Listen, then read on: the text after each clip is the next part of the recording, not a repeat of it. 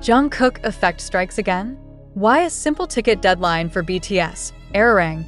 Japan suddenly sent HYB's system into overdrive. Is it really just another BTS tour announcement? Or did one name silently flip a digital switch and send thousands, maybe millions, of fans rushing toward the same screen at the exact same moment?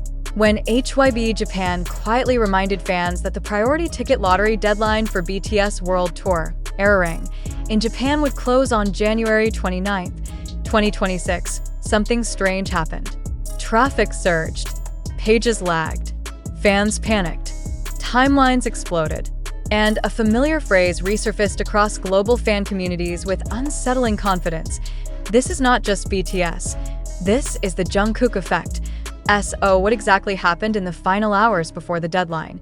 And why are armies convinced that this spike was neither accidental nor evenly distributed across the two Tokyo Dome dates? Was it coincidence, mass paranoia, or a pattern that has repeated itself too many times to ignore?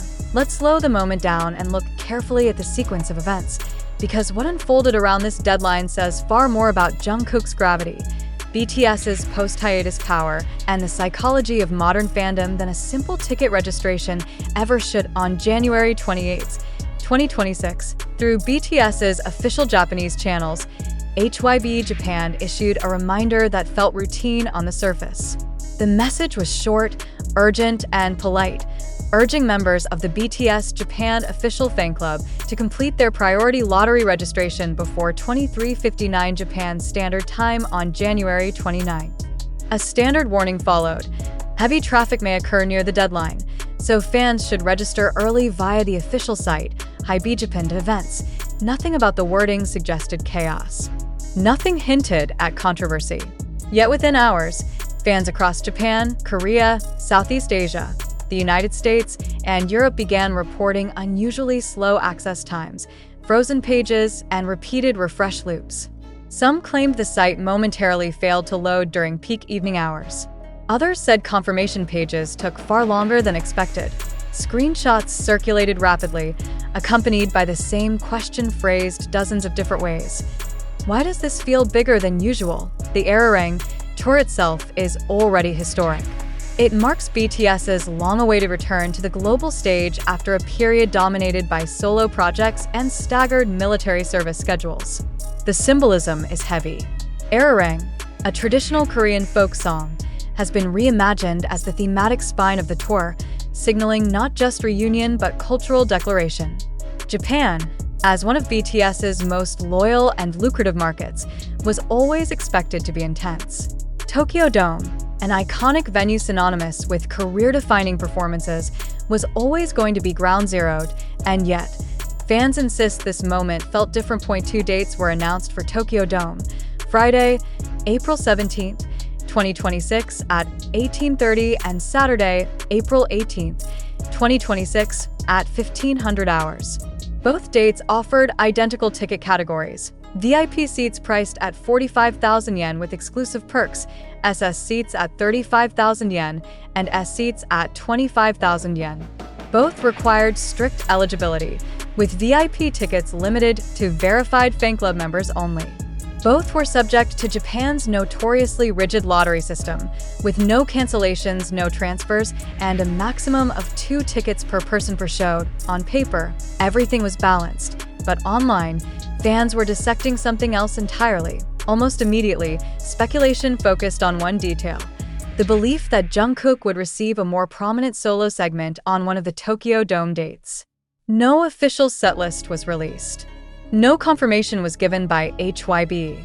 And yet, armies began aligning theories based on past tours, vocal traditions at Tokyo Dome, and Jungkook's unique performance history in Japan. For longtime fans, Tokyo Dome is not just a venue, it is a memory vault. It is where Jungkook's live vocals have repeatedly gone viral. It is where his ad-libs, extended high notes, and emotional bridges have become legendary talking points long after the lights went out. The idea that one date, particularly the Friday evening show, might feature an extended Jungkook solo moment was enough to trigger what fans describe as a targeted registration rush. According to these theories, a disproportionate number of applicants selected the same performance day. overwhelming the system far beyond typical BTS-level demand. This is where the phrase Jungkook effect re-enters the conversation. The term isn't new. It has been used to describe sudden spikes in brand sales after Jungkook is spotted using a product, viral streaming surges after his performances, and even measurable increases in search traffic tied to his name alone. What makes this moment different, fans argue, is that the effect appeared to operate silently, without a teaser, a solo announcement, or even a public appearance from Jungkook himself. An Instagram post, an teaser clip, an confirmed solo stage. Just a deadline and chaos followed.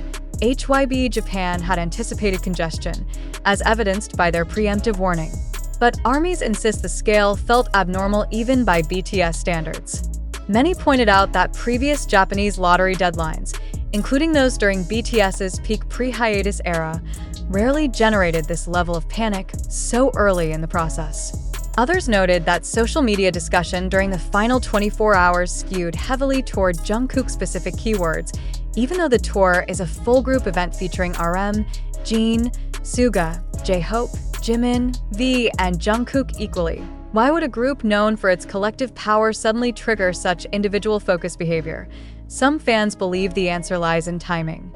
ARIRANG is not just a comeback tour, it is a reintroduction. Jungkook, as the youngest member and a globally dominant solo force, has spent the hiatus redefining his public image. His solo activities expanded his reach beyond traditional K-pop audiences, pulling in listeners who may not follow every BTS member equally.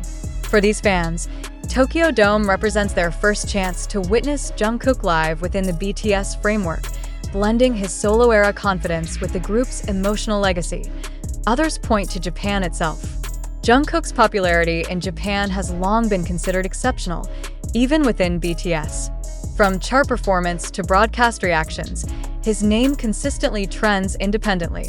Tokyo Dome, in particular, has become a symbolic stage for his vocal identity. Fans recall moments where his live singing eclipsed studio versions, turning single notes into viral moments that traveled far beyond the fandom. When the lottery deadline approached, fans weren't just registering for a concert.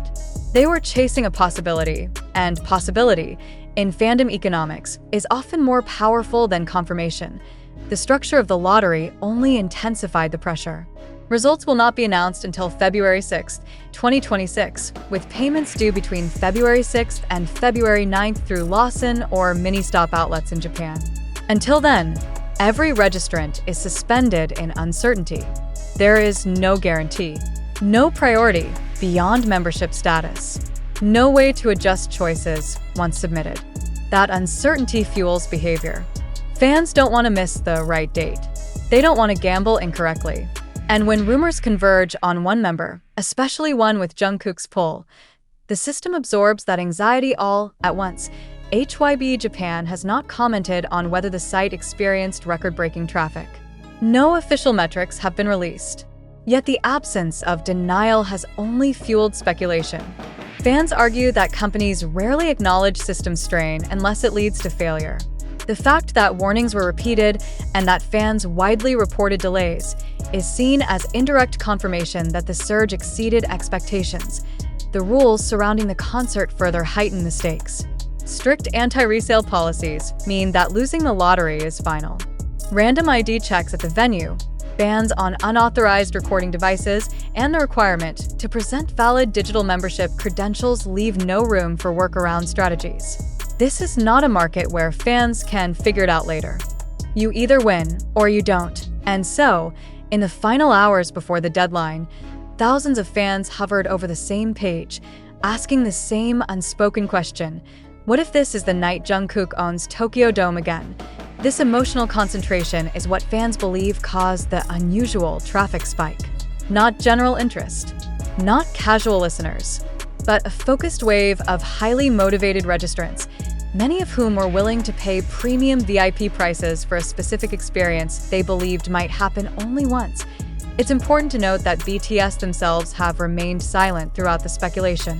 No member has hinted at solo distributions. No rehearsal footage has leaked. And yet, the fandom narrative has already solidified into something resembling collective belief. That belief is powerful, because even if the rumors prove false, the reaction itself demonstrates something undeniable. Jungkook's presence alters behavior patterns at scale. He doesn't need to speak. He doesn't need to tease. The mere possibility of his moment is enough to bend systems, schedules, and statistics. As the January 29th deadline closed, fans across time zones exhaled in unison. Some celebrated successful registrations. Others mourned technical issues. Many immediately began counting down to February 6th, when lottery results will finally confirm who secured a seat inside Tokyo Dome and who will be watching from afar. Yet the bigger question lingers, unresolved and perhaps more important than ticket numbers. If a single deadline reminder can trigger this level of digital congestion, what will happen when BTS actually steps onto that stage? And when Jungkook takes the microphone, whether for a few seconds or an extended solo, will the world finally admit that this wasn't just another BTS moment, but something more precise, more concentrated, and far more disruptive? Is the Jungkook effect real? Or are fans simply witnessing the natural evolution of global stardom in its most distilled form? The answer may arrive not in press releases or traffic reports, but in the sound that fills Tokyo Dome this April, the moment one voice rises. And millions realize they were chasing that sound all along. And yet, even as the deadline passed and the registration window officially closed at 23:59 Japan Standard Time, the tension did not dissipate. If anything, it hardened, because now the conversation has shifted from access to aftermath, from frantic clicking to quiet analysis, from "did you get in?" to a more unsettling question whispered across timelines and group chats. What if this surge was only the beginning? In the hours following the closure of the priority lottery, ARMY communities began dissecting every fragment of available information with surgical intensity. Fans compared timestamps, regional access speeds, and even the order in which confirmation emails arrived. Some noticed delays that aligned suspiciously with peak evening hours in Japan, when local fan club members would be most active. Others pointed out that global fans, despite not being the primary target of the Japan-only lottery, were visibly present in the conversation, amplifying traffic through repeated checks, refreshes, and information sharing. This phenomenon alone speaks volumes about the evolving structure of BTS's fandom. While the tour is officially centered on Japan, the emotional footprint is undeniably global. The ARIRANG tour does not exist in isolation. It sits at the intersection of reunion anticipation, cultural symbolism, and unresolved narratives surrounding individual members' artistic trajectories. And at the center of those narratives, Jungkook's name continues to surface, not as a marketing push, but as a gravitational force. What makes this moment particularly striking is the absence of overt promotion centered on him. HYB Japan's communications were strictly procedural: dates, prices, rules, eligibility. No highlighted member visuals. No suggestive wording. No emphasis on solos. And yet, fans filled in the gaps themselves, guided by memory rather than messaging. Memory in fandom culture is not passive. It is an archive of emotional data. Tokyo Dome is etched into that archive. For Jungkook, it is remembered as a place where his voice matured in public, where live performances rewrote expectations, where even Japanese media outlets singled out his vocal stability and emotional delivery. These memories are not easily erased by time or hiatus. They resurface the moment opportunity reappears. When the ARIRANG Japan dates were announced, fans didn't just see two concerts. They saw potential chapters.